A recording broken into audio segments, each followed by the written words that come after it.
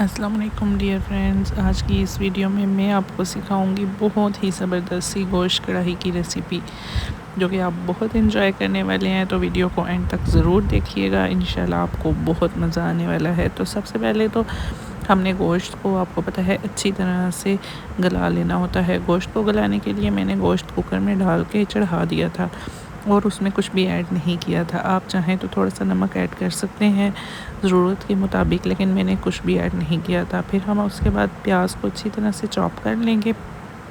प्याज मैंने बहुत अच्छी तरह से बारीक चॉप कर लिया था।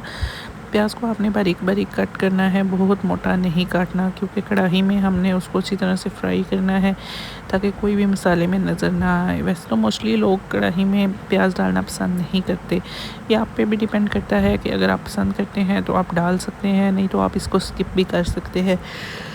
हमारे घर में क्योंकि पसंद किया जाता है थोड़ी ग्रेवी वाला सालन, तो इसलिए मैंने ऐड कर दिया था। ये जैसे हम चिकन का कोरमा टाइप सालन बनाते हैं ना, कुछ उस किस्म का मैंने गोश्त का सालन बनाया था, जो कि नहायत लजीज बना था और कलर भी बहुत अच्छा आया था। अच्छा, गोश्त को ना हमने तकरीबन 80% जो है वो उसको गलाना है। इससे ज़्यादा हमने उसको नहीं गलाना, क्योंकि फ्राई करते हुए फ्राइंग में भी काफ़ी टाइम गोश्त पक जाएगा, तो इससे ये होगा कि हमारा गोश्त अच्छी तरह से कुक हो जाएगा। अच्छा, एक बात का ध्यान रखा करें कि हम जितने स्लो फ्लेम पे अपनी हांडी को पकाते हैं या जितना आराम से हम कुक करते हैं, उतना ही हमारा मसाला अच्छा तैयार होता है।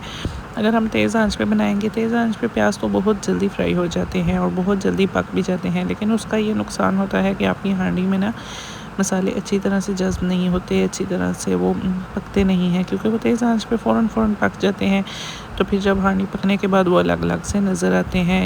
ये पॉइंट स्किप मत कीजिएगा। अच्छा जी, मैंने गोश्त का कुकर थोड़ा सा खोल के देखा था, लेकिन मुझे लगा कि थोड़ा सा 1-2 मिनट और कुकर को हमें चढ़ा लेना चाहिए ताकि अच्छी तरह से गोश्त गल जाए। दोबारा मैंने कुकर को चढ़ा दिया था। प्याज अभी ब्राउन नहीं हुआ था, उसमें मैंने थोड़ी सी कटी हुई अदरक ऐड कर ली थी, सिर्फ खुशबू के लिए। इसके बाद मैंने इसमें कुटी हुई अदरक लहसुन का पेस्ट जो है वो ऐड किया था।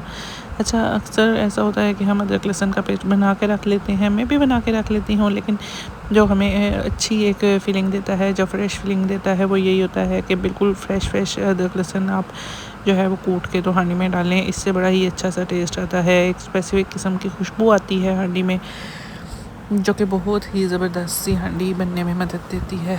प्याज हल्के से ब्राउन होने के करीब थे, तो मैंने उसमें लहसुन अदरक का पेस्ट डाल दिया था ताकि वो बहुत अच्छी तरह से कुक हो जाए।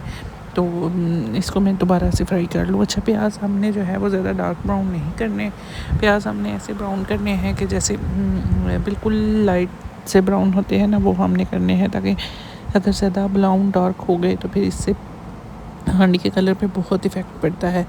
थोड़ा सा मैंने इसमें डाल दिया था जी लाल मिर्च, थोड़ी सी हल्दी और नमक, ये 3 बेसिक मसाले डाल के प्याज के साथ टमाटर मैंने ब्लेंड करके डाले थे, क्योंकि मेरे पास इस टाइम फ्रेश टमाटर अवेलेबल नहीं थे, तो मैंने फ्रीज़ हुए टमाटर ऐड किए थे। तो आप चाहें तो फ्रेश टमाटर ऐड कर सकते हैं, बल्कि फ़्रेश टमाटर तो बहुत ही एक अच्छा सा टेस्ट हांडी में देते हैं।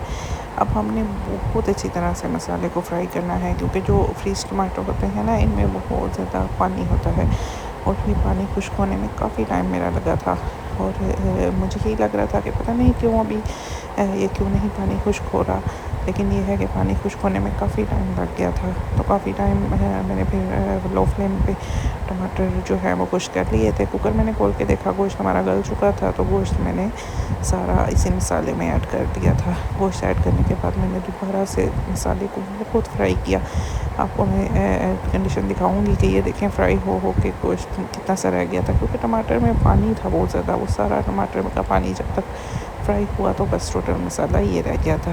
अच्छा, इसमें आपको काफ़ी टाइम भी लग सकता है, लेकिन आपने वही बात है कि घबराना नहीं है, बस अपने एम्स पे फोकस करना है और ऐसा ऐसा फ्राई करते जाना है। जब हांडी कुछ इस सूरत में आ गई, मुझे यकीन हो गया कि टमाटर बिल्कुल अच्छी तरह से अपना पानी ख़त्म कर चुके हैं, तो इस पे एट दी एंड कंडीशन पे मैंने थोड़ा सा ऑयल ऐड किया, क्योंकि मुझे लग रहा था बहुत ड्राई है। और जो यखनी जिसमें मैंने बॉयल किए थे ना गोश्त को, वो यखनी भी मैंने ऐड कर दी, क्योंकि थोड़ा सा हमें शोरबा इसमें थोड़ा सा ग्रेवी चाहिए थी, तो ये यखनी भी मैंने इसमें ऐड कर दी थी।